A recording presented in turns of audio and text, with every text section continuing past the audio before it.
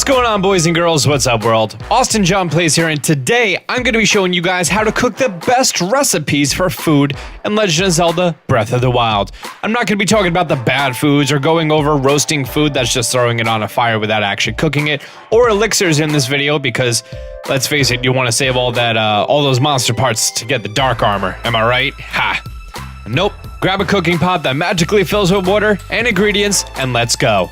I'm going to be going over the best recipes for max temporary hearts, max temporary stamina, max attack, defense, stamina recovery, stealthiness, and speed boost. Because you have clothing for the hot and cold ones. I'm also going to be going over the special effects that cooking during a blood moon will have.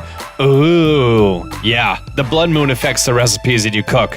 Bet you didn't know that, did you? Already hitting you with the knowledge. I want to say that your main focus of benefit-enhancing food should not be hearts. That's what you have apples, birds, and meat for. You're going to have those for hearts, and you're going to have these for benefits. Keep in mind, cooking food with different benefits will cancel out the benefits, so only go for one at a time. Every food item can be placed into a grade, and the more food that you have of a higher grade, the better, but not always. Also, I've done experiments for cooking with reloading my save file for about 5 hours to come up with this list. So be sure to drop a like and show your appreciation for my hard work and dedication. It's easy, just click it, I'll wait. 5 seconds. 5 seconds for 5 hours of gameplay, then editing and recording sounds fair, right? Great. First, a little disclaimer about critical cooking. There's a slight chance that when you cook something, it'll be a critical cook and it'll have a boosted effect. When the cook animation is done, the sound is going to be slightly different at the end. It's going to have a little bit of a gong sound to it. It's really hard to miss unless you're listening on big speakers, so here's what it sounds like. Turn your volume up.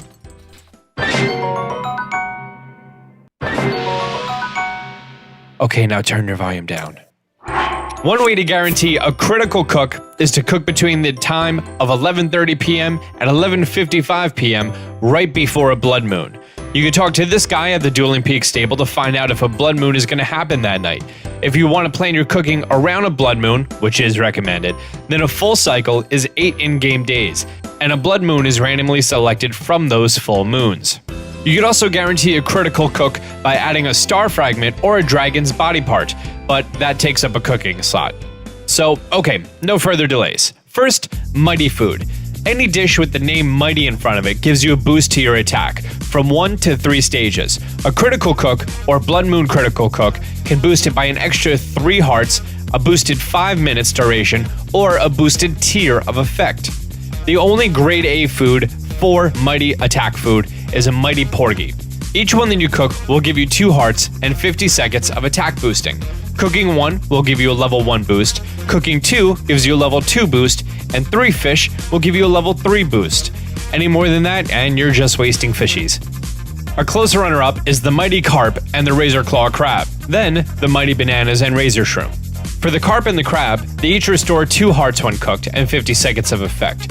Cooking 1 will get you a level 1 boost, 2 are needed for a level 2 boost, but 4 are needed for a level 3 boost. Do keep in mind that you can mix and match any food with the same boosting benefits. Slightly behind the Carp and the Crab is the Nana and the Shroom. Both give you 1 heart each and 50 seconds of duration. You need to cook 3 for a level 2 effect, and you need to cook 4 for a level 5 effect. With that being said, you could cook a Mighty Porgy with any other 2 foods I mentioned for attack boosting and get a level 3. So doing that, you get the most out of your fishy. Or you do 2 Mighty Porgies and 3 Mighty Thistles for max time and power without wasting any second tier items. Next is tough food, and this is for a defense boost. It's going to be quite similar to the Mighty category. All the food I'm going to mention in this category is going to give you 50 seconds per item. The best item is the Armored Porgy. You need 3 of these for a full tier 3 defense boost. Just below that is the Armored Carp and the Iron Shell Crab. You'll need 2 for level 2 and 4 for level 3. Slightly below that is the Iron Shroom and Fortified Pumpkin. You're going to need 3 for level 2 and 4 for level 3. Likewise, you could cook an Armored Porgy with any other 2 foods I mentioned here for a defense boost and get it to level 3. Enduring. This is going to be for an extra stamina wheel, or 2. There are only 2 items found in this game that give you that bonus, and in order of awesomeness, the Endura Carrot and the Endura Shroom. Each of these recipes will replenish your stamina, so you should use them wisely when you're in a pinch. Each Endura carrot will give you 4 hearts and 40% of an additional stamina meter. So 2 for 4/5, 3 for 1 1/5, 4 for 1 3/5, 5 for 2 full stamina wheels. The Endura Shroom will only give you 1/5 of a stamina wheel until you cook 4, and then it's 2/5 of a stamina wheel. So Endura carrots are the best for stamina wheels. They can be found behind the Great Ferry near Kakariko Village. However, you may only want to cook one at a time. Each one that you eat is going to give you full restoration of your stamina wheel plus 2/5. Energizing is to replenish your lost stamina. Keep in mind that you cannot over-replenish your stamina, so you may not want max stamina regeneration. A grade A item for this is the Samanoka Bass. Each one is going to restore 2 hearts, and cooking 1 replenishes 1 full stamina circle. 2 gives you 2 1/5 stamina circles, and 3 gets you 3 full circles. Below that is the Bright Eye Crab and Courser Bee Honey. Each one gives you 2/5 of a circle and 3/5 for every one after the first. So 2 for 1 circle, 3 for 1 3/5, 4 for 2 2/5, and 5 for 2 4/5. Staminella Shrooms restore a small amount, 1 for 1/5, 2 for 2/5, 3 for 4/5, 4 for 1, and 5, 1 2/5. I know it's weird, right? So for this, you may want to have lots of smaller items. Never cook more than 2 Samanoka Bass, 2 Crab or Honey give you a full ring, and never cook more than 3 Staminella Shrooms. Next is Sneaky. The best item, bar none, is the Silent Princess. Each one that you cook is going to give you 2 hearts and 2 minutes of an effect. 2 are needed for level 2 and 3 are needed for level 3. This rare flower is found near the Great Fairy Fountains, the Master Sword, and other spiritually majestic areas. Below that is the Silent Shroom and Stealth Fin Trout. Every shroom is 1 heart, every fishy is 2 hearts. You need to get 3 for level 2 effect, and you need 5 for level 3 effect. So to optimize this, you would do 3 Silent Shrooms or Trout with a Silent Princess. Up next is Hasty. For this, it's all about the Fleet Lotus Seed. You need 3 for level 2 and 4 for level 3. The Rush Room is the only other item that provides a speed boost, but you need 5 of them to even hit level 2. So 3 shrooms and 2 seeds is going to give you a level 3 with max duration, so use your seeds sparingly. And last but certainly not least, the recipe for extra temporary hearts. This one doesn't have a clear answer, because you can only have a max of 30 hearts in the game between your full hearts and temporary hearts.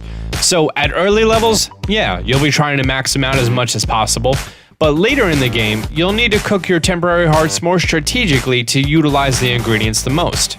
The grade A item here is the Big Hearty Radish, gives you 5 hearts. Grade B is the Big Hearty Truffle, the Hearty Durian, and the Hearty Salmon. Those are 4 hearts each. Grade C is a Hearty Radish for 3 hearts. Grade D is a Hearty Bass for 2 hearts. And Grade E is the Hearty Truffle for 1 heart. So the most hearts you could possibly have with 5 Hearty Radishes is 25 temporary hearts. But if you have any more than 5 in-game, you're just going to be wasting your radishes. Also, one super important thing to note here is that every one of these ingredients will give you full restoration of your hearts. So if you have a total of 25 full hearts and you're down to your last heart, a single cooked truffle will restore all of your health and give you a temporary heart. So for later in the game, that might definitely be a good strategy. So now to recap everything. You want attack? 3 Mighty Porgies, and then for the other 2 slots, throw in some Mighty Thistles for max duration. Defense? 3 Armored Porgy and throw in 2 Armoranth for duration. 2 of each of those fish can be found in the very bottom right of the map in the small pond island to the right of Eventide Island. You want extra stamina? Cook as many Endura carrots and shrooms as you get your hands on, but separately. Gotta go fast?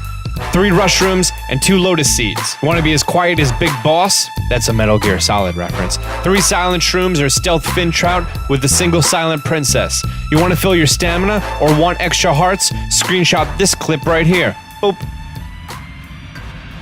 So there you have it, ladies and gentlemen, your official Austin John Plays cooking guide strategy for Legend of Zelda Breath of the Wild. Until I started writing this, I was just cooking stuff aimlessly. If you want a guide on elixirs, let me know in the comment section down below. I didn't think it was necessary because I sold all of my monster parts to be able to get the Dark Link armor. Let's see if we get this video to 5,000 likes. If you're new to the channel, be sure to subscribe and turn on notifications. Till next time, Austin John out.